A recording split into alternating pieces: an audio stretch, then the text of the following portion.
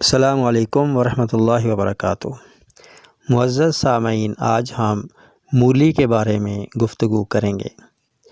مولی میں پائے جانے والے اجزاء میں پوٹاشیم، وٹامن B6، وٹامن کے، calcium, magnesium, zinc, phosphorus, copper, manganese, sodium اور فائبر پائے جاتے ہیں۔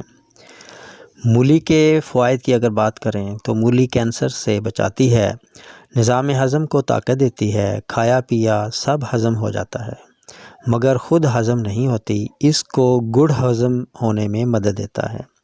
اسی لیے اطباء حضرات مولی کے بعد گڑ کھانے کا مشورہ دیتے ہیں۔ مولی میں فائبر کی موجودگی قبض کو دور کرنے کا سبب بنتی ہے، اپنے ساتھ فاسد مادے بھی نکالتی ہے، بلڈ شوگر لیول کو کنٹرول کرتی ہے، وزن کم کرنے میں مدد دیتی ہے۔ مولی لو کولیسٹرول کی حامل ہے، اس لیے دل کے مریض اور ہائی بلڈ پریشر والے حضرات بھی استعمال کر سکتے ہیں۔ مولی کے ساتھ اس کے پتے بھی استعمال کیے جاتے ہیں۔ مولی اور اس کے پتوں کا استعمال بواسیر، خونی اور باطی میں استعمال کیے جاتے ہیں اور مفید ثابت ہوتے ہیں۔ مولی اینٹی فنگل پراپرٹیز رکھتی ہے، اس لیے متاثرہ جگہ پر اس کا پانی لگانا مفید ثابت ہوتا ہے۔